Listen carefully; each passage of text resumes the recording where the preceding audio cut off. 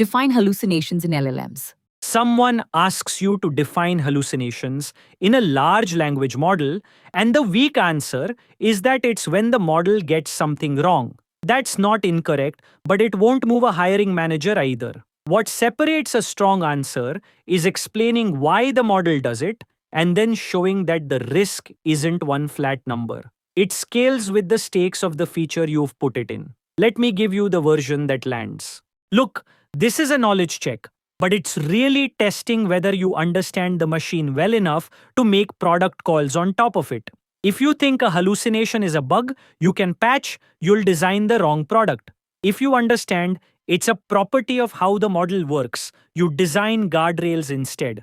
That's the judgment they're probing. So start with a clean definition. A hallucination is model output that reads as confident and coherent, but is either unsupported by the source you gave it or just false about the world. Fluent and wrong at the same time. That's the whole idea. It also helps to name two flavors. Intrinsic hallucination is when the answer contradicts the source text you handed the model.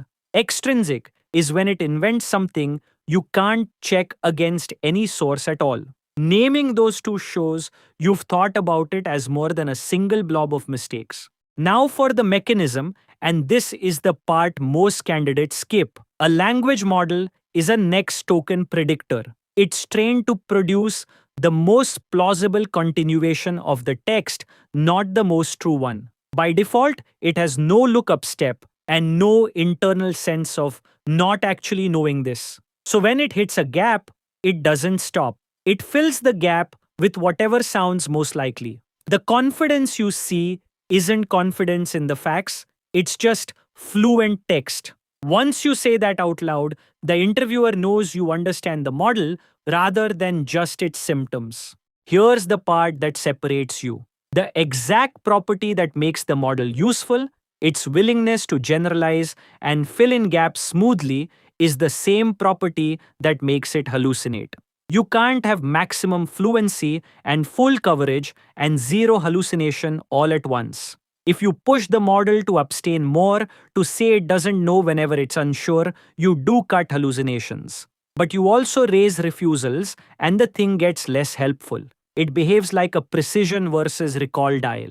Turn one up, the other slides down. So hallucination isn't a bug waiting for a fix. It's a setting on a dial you're choosing where to put. Let me make that concrete, because the stakes point is the whole game. Legal research is the clean case. The Stanford RegLab study by Majesh and colleagues in 2024 tested purpose built legal AI tools like Lexis and Westlaw. These have retrieval bolted on specifically to stop this, yet they still hallucinated on roughly 17 to 33% of queries. You've probably heard of Mata versus Avianca in 2023, where a lawyer filed a brief citing 6 cases ChatGPT invented wholesale. He got sanctioned. Hold that next to a brainstorming feature. Same model behavior, but a made-up idea in an ideation tool costs nothing. You shrug and move on. A confident wrong citation in a legal filing ends a career. Same failure, wildly different cost. That gap is the product manager's point. If the interviewer wants to go deeper, the follow-up is usually about whether you can detect it. The honest answer is partly. You can catch a lot with grounding checks to see if the claim matches the source, and with self-consistency by sampling the model to see if the fact stays stable. But you can't fully detect it because the model's own confidence is not a reliable signal. It sounds exactly as sure when it's right as when it's making something up. That flat confidence makes hallucination dangerous. A model that hedged whenever unsure would be easy to handle. This one doesn't. So the burden falls on the product to add the checks the model can't add for itself. There are 3 specific things that make a hiring manager lean in. First, you explained the mechanism, next token prediction with no grounding, not just the symptom. Second, you framed it as a trade-off against helpfulness, not a defect to be fully removed. Third, you tied the risk to the stakes of the specific use case and then named the mitigation those stakes justify. In a high stakes feature, you gate the output with citations, a confidence threshold, or human review. In a low stakes one, you don't bother. That connection from mechanism to product decision is the signal they're listening for. Let's look at the traps because they're easy to fall into. The first is defining it as the model making mistakes and stopping there with no mechanism and no trade off, flat and forgettable. The second is claiming it can be fully eliminated with a better prompt or a bigger model.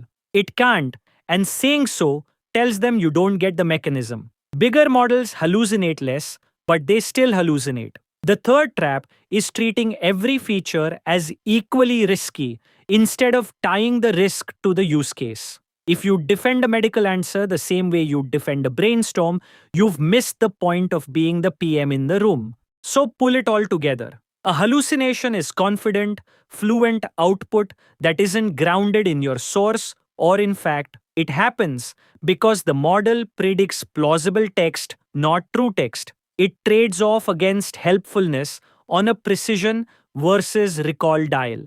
The risk scales with the stakes of the feature, which is what decides your guardrails. The core takeaway to carry into the room is that a hallucination is confident text lacking grounding, and the product question is never about removing it entirely, but rather how much a wrong answer costs in that specific context.